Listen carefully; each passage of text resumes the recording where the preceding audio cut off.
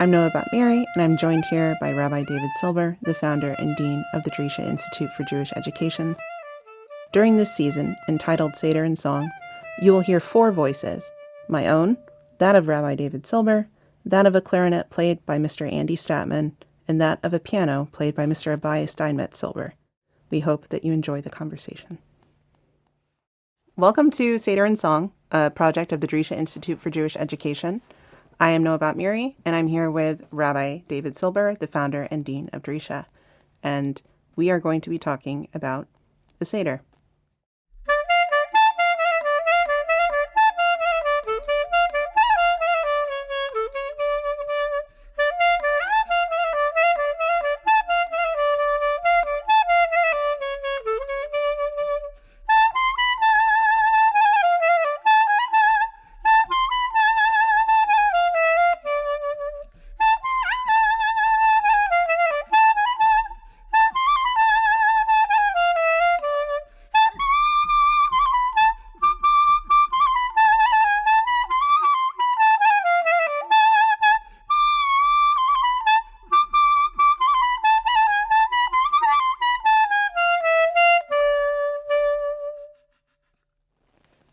So, Rabbi Silber, the Passover Seder is the most widely and consistently observed Jewish ritual in the world. Everybody does it. Why do you think that is? I think there are a couple of reasons for it. First of all, it's a ritual that takes place inside the home, and it has a different feel to it. Maybe it feels more natural, more part of one's life. It's a ritual that is family-based. And actually, when you think about it, in the Torah, in the first Passover, as it were, Paschal sacrifice, the sacrifice was brought inside the home, not only inside the home, but actually on the home. The Torah speaks of throwing the blood, putting the blood on the doorposts, the lintel, the doorpost. The house becomes a sacrificial altar. And even though later in the Torah, it becomes centralized within the temple, but the Seder ritual that we have really recalls that earlier representation of the Passover, which is inside the house. So I think that it is family-centered, and the family is the building block of the nation. It's inside the house, and furthermore, and I think very importantly, it's about not just reciting things, or singing, or reciting, or studying, but it's also about a meal. It is a meal. It is, no doubt, the central meal that the Jewish people observe. And I remember that the anthropologist Mary Douglas, in one of her works, spoke about the meal not just as a biological act, but as a social phenomenon. And she said, if you want to understand a certain practice or a set of practices, the first place to look at is the great meal. Well, in the Jewish tradition, that's very simple. The Seder is the great meal. So it's centered around the meal. It's a combination of ritual, meal, song. It is bringing the family together in the setting of the house. And say for those reasons, it is without question the most observed and the most central ritual that the Jewish people have. Okay, so we're speaking about the Seder, and as you said, there is a meal component, and the meal becomes ritualized, but it isn't all eating. Can you describe the Seder, the order, as it were? Yes, so actually the order is very interesting. The word Seder actually means order. And there are really two things that we do with the Seder. One is we eat the meal. And it is not just any ordinary meal. It is a festival meal. It's a meal which we eat on a day that we call holy, a sacred day, a holiday, a holy day. And we know that on the holy days in the Jewish tradition, of course, we start with Kiddush, we make a blessing over wine, which is interesting because we do that when we go, for example, to significant events, perhaps a wedding or some other significant event. There are drinks before you eat. So the drinks are part of the social piece of the meal. So we start every Shabbat, every Sabbath, we start with Kiddush. And we do that on Passover as well. and we have 4 cups of wine at the Seder. So the first cup of wine and the third cup of wine, the first cup of wine is the Kiddush, the beginning of the meal. The third cup of wine is after we complete the meal. So there's one thing we're doing is eating a meal with ritual observances within the meal. The other thing we do is that we speak. We do 2 things. We study. We tell the story. There's the Haggadah. The vehicle for the Seder is the Haggadah, and that's the instructions are to study the story, to tell the story, and then to give thanks, gratitude, which takes the form of song. And I suppose if we had a conversation, we would perhaps have a debate. What should we do first? Should we eat first and tell the story later? That makes sense, because if we eat first, we'll, people are hungry, and then we have time afterwards to tell the story, to sing. On the other hand, one might say if we eat first, we'll be too tired afterwards to tell the story.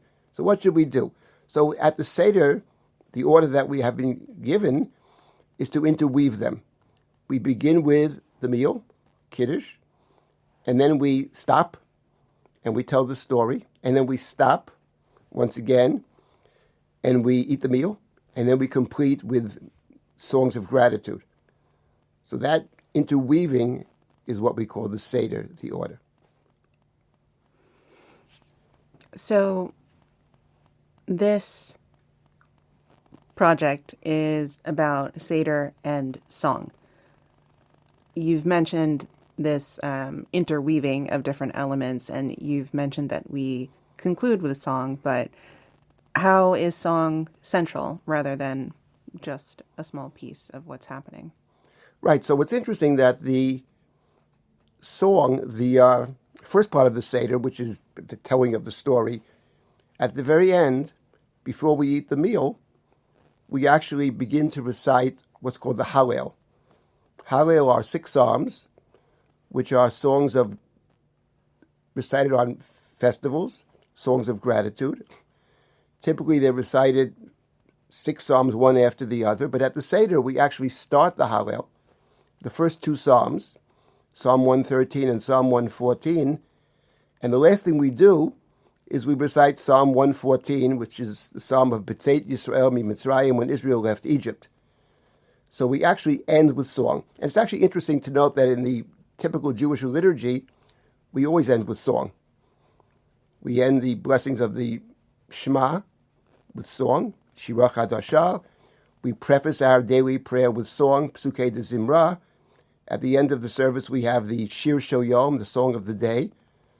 And at the Seder as well, we end the first part of the Seder with song. We end the second part of the Seder with song.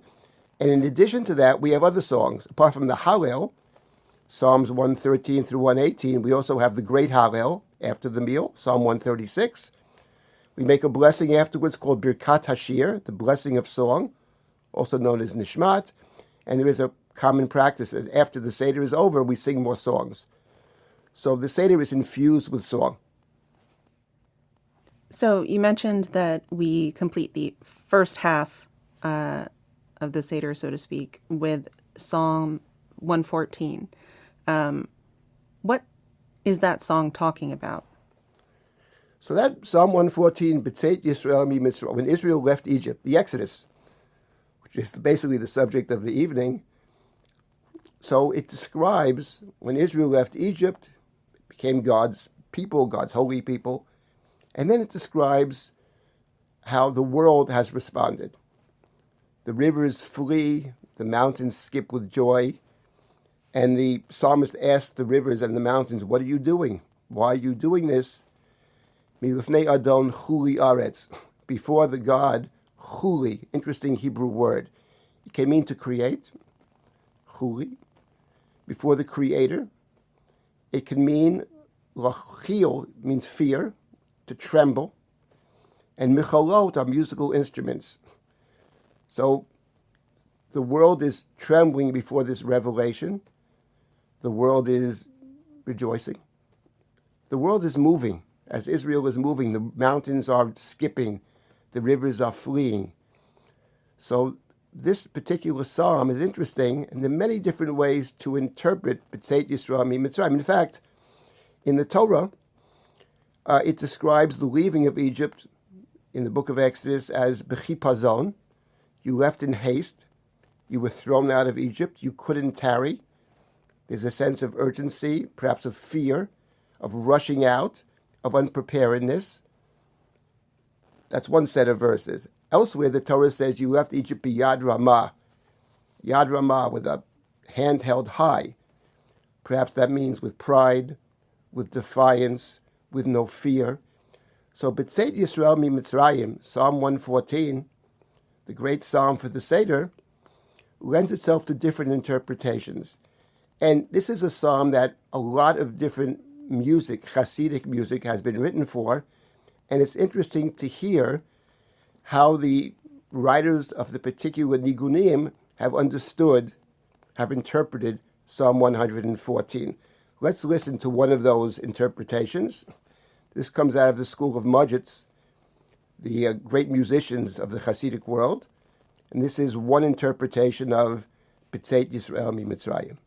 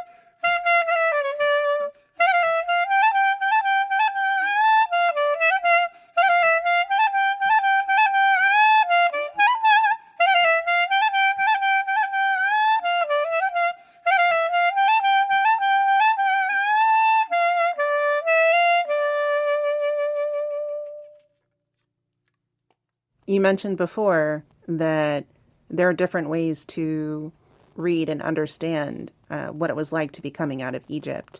And melodies can almost be a sort of midrash. Do you have another interpretation?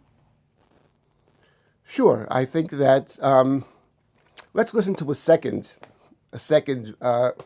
again, from the same Hasidic school of Mudgets, also written specifically for B'tzeit Yisrael Mitzrayim, which has a completely different feel to it.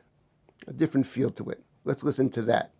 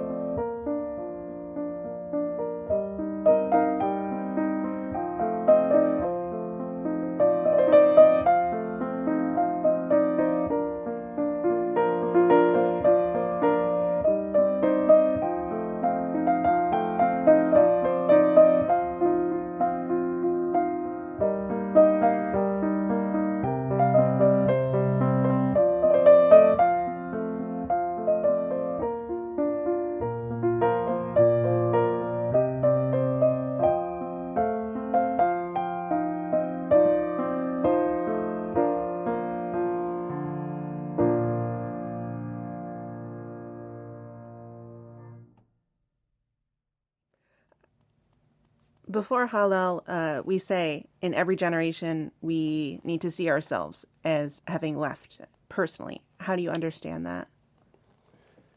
I think that's a very interesting question. I think that my understanding is that what it's saying is that we see ourselves as connected to that event. It's the beginning of our history, and it has relevance to who we are today.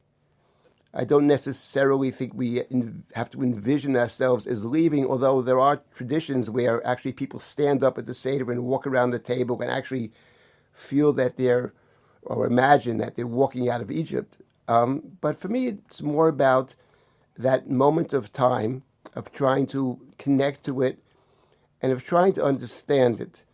Because remember, when we left Egypt, we know the story. It's like when you go to a movie that you've seen already once before, you know the ending. But imagine that you don't know the ending. Imagine you're a slave in Egypt, you're walking out, you're leaving Egypt. There are promises, there are statements of where you might end up, but who knows? You're going off into a desert. And trying to put yourself in that moment of uncertainty, of hope, perhaps of trepidation, of fear. So I try to imagine what it might have felt like. On the other hand, you've been slaves for so many years, abused, enslaved, marginalized, and you are marching out of Egypt.